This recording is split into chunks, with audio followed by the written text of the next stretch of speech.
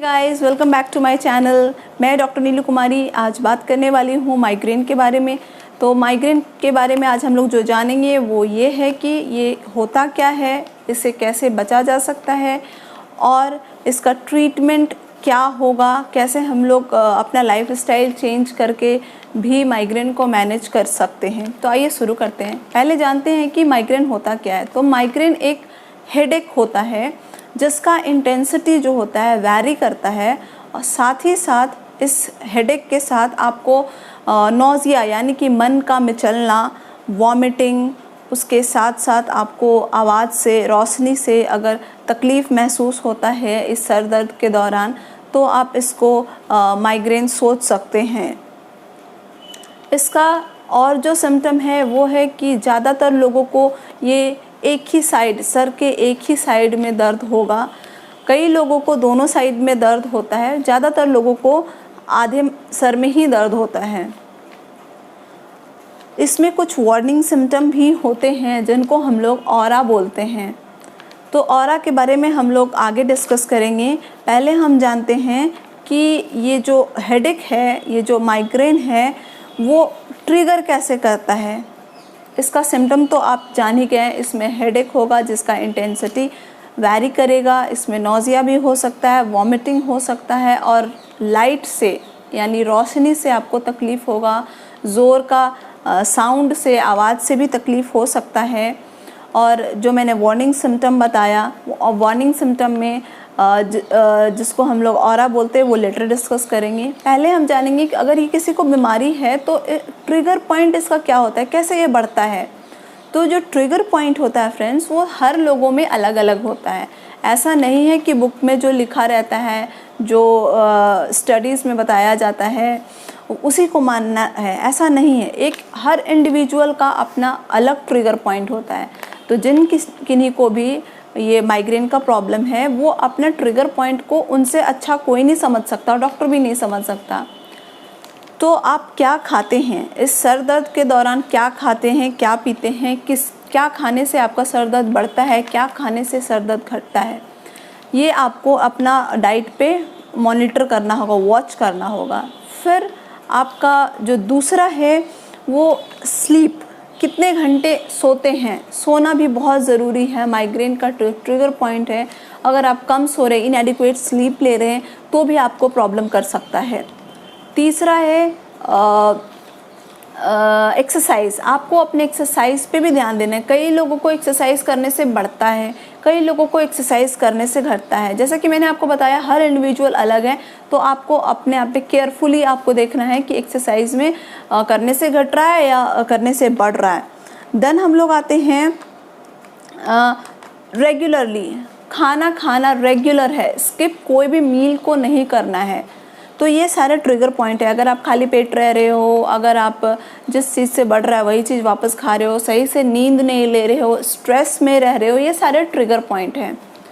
फिर हम लोग बात करेंगे कि स्टेजेस होते हैं माइग्रेन में ना। स्टेजेस को समझना बहुत ज़रूरी होता है पेशेंट के लिए, डॉक्टर के लिए नहीं, पेशेंट के लिए स्टेजेस का समझना काफ़ी ज़रूरी हो जाता है। वो इसलिए क्योंकि अगर आपको स्टेजेस का पता रहेगा तब तो आप उसको प्रिवेंट कर पाओगे। बिना स्टेजेस जाने आप कैसे प्रिवेंट कर पाओगे। तो इसके मेनली 4 स्टेजेस होते हैं। जो पहला स्टेज है उसको हम लोग बोलते हैं pre headache stage. Pre headache stage में आपका आ गया कि जब आपको हेडेक होगा ना, उससे पहले का कुछ स्टेज, पहला स्टेप होता है, आपको पता चल जाएगा। अगर प्री हेडेक स्टेज आपको पता चल जाता है तो ये आपको बहुत आसानी होगा अपने आप को मैनेज करने के लिए, अपने आप को जो कैसे आप खुद से बिना ट्रीटमेंट का ठीक कर सकते हो। तो जो प्री हेडेक स्टेज होता है, हेडेक होने से कुछ दिन पहले की बात है ये, जो उसको प्री स्टेज बोलते हैं। इसमें आपको क्या होगा ना, भूख लगना कम हो जाएगा, अच्छे से भूख नहीं लगेगा, मूड अच्छा नहीं रहेगा, आपका मूड में चेंज होने लग जाएगा, फिर लो फील होगा, एनर्जी भी डिक्रीज़ हो जाएगा। तो अगर आप इस टाइम में पता चल जाएगा आपको, तो आप मैनेज कर सकते हो कि नहीं मुझे हेडेक होने वाला है तो मुझे अपना लाइफस्टाइल मॉडिफाई कर लेना है। देन दूसरा स्टेज जो होता है, ये जो प्री स्टेज होता है ना, वो कुछ एक दिन पहले की बात होता है। एक घंटे से लेके 1 दिन का इसका ड्यूरेशन होता है। द नेक्स्ट जो आता है वो है ऑरा, जिसको मैंने आपको बताया था कुछ देर पहले। मैं ऑरा को यहाँ डिटेल में डिस्कस करूँगी क्योंकि ये समझना बहुत ज़रूरी है। ऑरा में क्या होगा, कुछ सिम्टम आते हैं और ये जो सिम्टम आते हैं वो 5 मिनट से लेके 1 घंटा तक ही लास्ट करता है, तो इसको समझ जाना बहुत ज़रूरी है। और ऑरा को समझने से पहले मैं आपको बता दूं कि 3 पेशेंट, अगर कोई सिवियरली पेशेंट है, मॉडरेट टू सिवियर पेशेंट है, तो 3 पेशेंट में से किन्हीं एक पेशेंट को ही ये सिम्टम आता है, सबको नहीं आता है। और जिनको भी ये ऑरा आता है उनके लिए भी उनका ट्रीट करना अपने आप से बिना मेडिकेशन का बहुत आसान हो जाता है। तो जो ये ऑरा है उसमें पहले तो विजुअल सिम्टम आता है। विजुअल सिम्टम आएगा, आपको एक फ्लैश लाइट, आँख के सामने एक फ्लैश ऑफ लाइट आएगा, कुछ ब्लैक ब्लैक स्पॉट्स दिखेंगे आपको।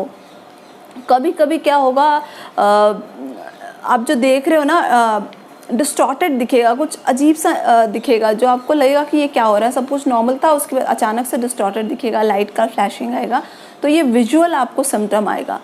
फिर कभी कभी क्या होता है दूसरा सिम्टम ऑरा में जो है वो होता है कि डिजीनेस आएगा, चक्कर आएगा, और कभी कभी आप चलने में भी दिक्कत आने लगेगा, बैलेंस गड़बड़ा जाएगा, आप चल नहीं पाओगे। कभी कभी तो स्पीच में भी, बोलने में भी डिफ़िकल्टीज आ जाता है। और कई लोगों में, ज़्यादातर लोगों में नहीं, कुछ लोगों में तो लॉस ऑफ कॉन्शियसनेस भी हो जाता है। तो वो थोड़ा सा चक्कर आया, थोड़ा देर के लिए कॉन्शियसनेस उनका चला जाता है। तो अगर आपको ये ऑरा का सिम्टम आता है तो उस टाइम, जैसे कि अगर आपको सिम्टम आया कि मुझे चक्कर आ रहा है या फिर मेरे आँख के सामने फ्लैश ऑफ लाइट आ रहा है, तो आप उस टाइम क्या करेंगे ना, लेट जाएंगे, आँख को बंद कर लेंगे। आपको लाइट से सेंसिटिविटी हो रही है तो आप उस टाइम थोड़ा लेट जाएंगे, तो आपका ये जो सिम्टम है वो कम होता चला जाएगा। अगर आप सही टाइम पे सही रेस्ट ले लेते हैं तो आपको सिम्टम नहीं आएगा। देन जो थर्ड स्टेज है वो है हेडेक का स्टेज। जो ये हेडेक का स्टेज होता है ना, इसमें सर दर्द शुरू हो जाता है, और सर दर्द शुरू होने के बाद आपको नौजिया जैसा लगेगा, उल्टी का मन करेगा, और थ्रॉबिंग टाइप ऑफ पेन होता है, जिसको आप पल्सेटिंग, धक धक ऐसे ऐसे अगर आपको महसूस भी होगा, और आप छू के भी पता कर सकते हैं और आपको महसूस भी होगा वो दर्द। और ज़्यादातर ये सर के एक हिस्से, आधे हिस्से में ही होता है। तो इस टाइम में अगर आपको पता चल जाएगा कि मेरे हेडेक का स्टेज है, देन आप नॉर्मल से पेन किलर, कोई भी पेन किलर लेके, आप नॉर्मल एनाल्जेसिक लेके आप दर्द को कम कर सकते हो, अगर स्टेजेस आपको पता चला तो। फिर जो फोर्थ स्टेज होता है ना, ये रिजोल्यूशन स्टेज होता है। इसमें क्या होता है, सारे सिम्टम धीरे धीरे करके फेड होते चले जाते हैं, और ये सिम्टम जो फेड होता चला जाता है और कुछ दिन के बाद ये ख़त्म हो जाता है। लेकिन रिजोल्यूशन स्टेज में क्या है ना कि आपको वीकनेस प्रेजेंट रहेगा। इस चीज़ का ध्यान देना, आपको तुरंत फ्रेश फील नहीं होने लगेगा हेडेक के बाद, थोड़ा वीकनेस फील होगा, लॉस ऑफ एनर्जी लगेगा आपको, बट देन उसके बाद आपको सही लगने लगेगा। तो ये मैं बात की आपको स्टेजेस के बारे में। तो ये स्टेजेस अगर आप समझ जाते हो तो आपको बहुत ही आराम होगा चीज़ों को मैनेज करने में, क्योंकि ये माइग्रेन एक ऐसा बीमारी है ना जो आपका डेली रूटीन को भी हैम्पर करता है। तो अगर आप स्टेजेस को समझ लेते हैं तो आप परेशान नहीं होंगे, तुरंत पैनिक अटैक आपको नहीं आएगा कि अब तो मेरा हेडेक हो गया, मैं क्या करूं, कैसे क्या करूंगा, कल का कुछ प्लान है। तो इस स्टेजेस को समझ लेना बहुत ज़रूरी है, और अपने बॉडी के साथ स्टेजेस को समझना ये और भी ज़रूरी है। और मैं बता दूं कि इसका डायग्नोसिस के लिए ना किसी भी ब्लड टेस्टिंग या इमेजिंग, किसी भी तरह का कोई ज़रूरत नहीं है। मैंने कितने पेशेंट को देखा है, वो सिटी स्कैन ब्रेन तक करा के आए होते हैं कि मैडम मेरा इसमें तो कुछ भी नहीं है। तो घबराना नहीं है, पैनिक तो बिल्कुल भी नहीं करना है, इसलिए क्योंकि ये मेडिसिन से ज़्यादा ना आप अपने आप को खुद से ठीक कर सकते हो इसमें। जब सिवियरली इफ़ेक्ट हो जाओगे तो आपको मेडिसिन का लेना ज़रूरी हो जाता है। उसके बाद भी मेडिसिन भी आपका तभी काम करेगा जब आप अपना लाइफस्टाइल को मॉडिफाई करोगे। जो सेल्फ केयर है ना माइग्रेन में, वो बहुत ज़रूरी होता है। फिर मैं डिस्कस करूँगी, इम्पॉर्टेंट है जो कि ट्रीटमेंट पार्ट। तो मैं बेसिकली ट्रीटमेंट पार्ट को ना 2 हिस्से में बांटती हूँ। एक तो लाइफस्टाइल मॉडिफिकेशन, जिसको आपको 80% वेटेज देना है एंड 20% आप मेडिकेशन में दे सकते हो। अगर आप आते हो लाइफस्टाइल मॉडिफिकेशन में, तो आप जो मैंने स्टेजेस बताया ना, प्री हेडेक वाला, ऑरा वाला, तो आप वहीं रुक जाओगे। क्योंकि बहुत सारे ऐसे पेशेंट होते हैं ना जिनको ऑरा के बाद हेडेक वाला स्टेज आता ही नहीं है, वो अपने आप को मैनेज कर लेते होते हैं। ठीक वही उसी तरह से अभी हम लोग ट्रीटमेंट पार्ट को भी डिस्कस करेंगे। तो जो पहला है ट्रीटमेंट पार्ट का, जो पहला हम लोग डिस्कस करेंगे वो लाइफस्टाइल मॉडिफिकेशन। इसमें आपको देखना है जैसे जो भी मैंने आपको ट्रिगर पॉइंट बताया उसको ध्यान देना है। जैसे कि आपका नींद का होना बहुत ज़रूरी है, एडिक्वेट नींद। स्ट्रेस मैनेजमेंट चाहे आप किसी भी तरह से कर सकते हैं, जिससे आप कंफर्टेबल हो। आप एक्सरसाइज करके करो, मेडिटेशन करके करो, योगा करके करो, पर स्ट्रेस मैनेजमेंट बहुत ज़रूरी है इसमें लाइफस्टाइल मॉडिफिकेशन में। बिकॉज ज़्यादातर लोगों में ना माइग्रेन का प्रॉब्लम स्ट्रेस से ही ओरिजिन होता है उसका। तो आप अगर स्ट्रेस मैनेज कर लेते हो, आप स्लीप पैटर्न अच्छा करते हो, बैलेंस डाइट खाते हो, टाइम रेगुलर मील तो बहुत ज़रूरी है। बिकॉज एसिडिटी अगेन आपको ये माइग्रेन पेन को डिटोरिएट करेगा, वो भी एक ट्रिगर पॉइंट होता है। इसीलिए हम लोग बोलते हैं कि रेगुलर मील करो, रेगुलर मील लो और कोई भी मील को स्किप नहीं करना है। फिर जो नेक्स्ट आता है वो हो गया आपका डाइट, तो मैंने बता ही दिया, और स्ट्रेस मैनेजमेंट बता ही दिया। मेनली आप अगर 4 चीज़ का इसमें ध्यान रखोगे ना, कि stress management, sleep pattern, diet और क्या था एक और, ट्रिगर, मैं भूल जाती हूँ। ये अगर 4 पॉइंट को अगर आप पकड़ लोगे तो आपको माइग्रेन से बहुत आसानी होगा। बिकॉज कोई भी दवाई है ना, आप कितना खाओगे, कुछ तो परमानेंट सोल्यूशन चाहिए ना, कुछ तो अपने आप को ऐसा तो कि जिसको मैं घर में ही मैनेज कर सकूं, जो आपको समझना चाहिए। माइग्रेन आपको समझना बहुत ज़रूरी है, बिकॉज इसमें ट्रीटमेंट का ज़रूरत होता है, बहुत ज़रूरत होता है, आई अग्री। पर उससे भी ज़्यादा ज़रूरत होता है लाइफस्टाइल मॉडिफिकेशन का। मैं हर पेशेंट में, जितने भी मेरे पेशेंट आते हैं ना, मैं इस कॉलम में ज़्यादा इन्वेस्ट करती हूँ टाइम, क्योंकि वर्थ है इसमें इन्वेस्ट करना, उनको समझाना, बिकॉज उनको पता नहीं होता है।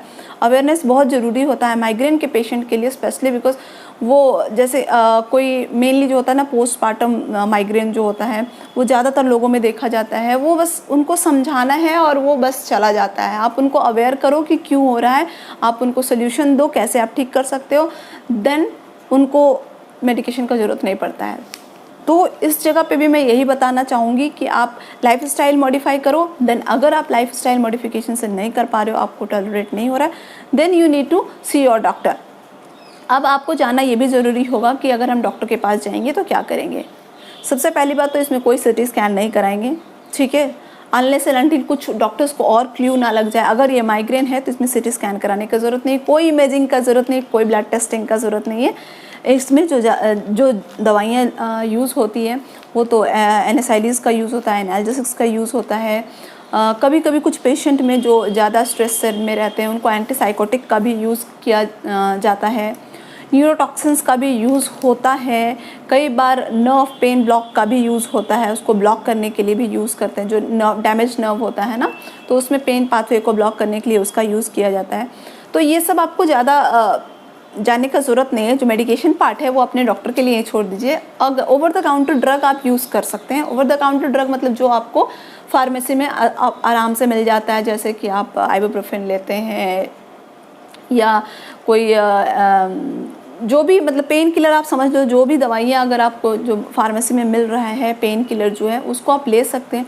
लेकिन ध्यान ये देना है कि ज़्यादा नहीं लेना है, क्योंकि अगर आप पेन किलर ज़्यादा लोगे तो फिर आपका जो माइग्रेन का ट्रीटमेंट है उसको सही करना और डिफ़िकल्ट हो जाएगा। आप लाइफस्टाइल मॉडिफाई करके फिर उसका कुछ नहीं कर सकते हो।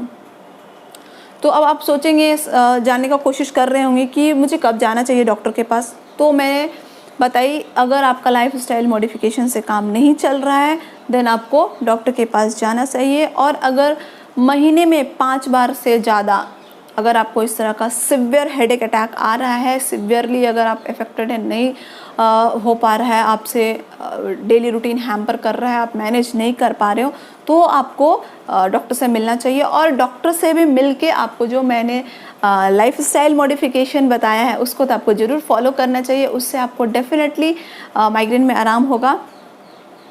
उम्मीद करती हूँ मैंने सारे टॉपिक कवर कर दिए हैं इंपॉर्टेंट चीज़। अगर मैं कुछ मिस कर रही हूँ या फिर आपके मन में कुछ और सवाल हैं, आपके कुछ हेडेक अलग होते हैं, तो आप मुझे कमेंट बॉक्स में जाके पूछ सकते हो, मैं रिप्लाई ज़रूर करूँगी। और इसी तरह का हेल्थ रिलेटेड वीडियोस देखने के लिए मेरे चैनल को सब्सक्राइब करिएगा। अगर मेरा वीडियो ये पसंद आया हो तो मेरे वीडियो को भी लाइक करिएगा। Thank you for watching.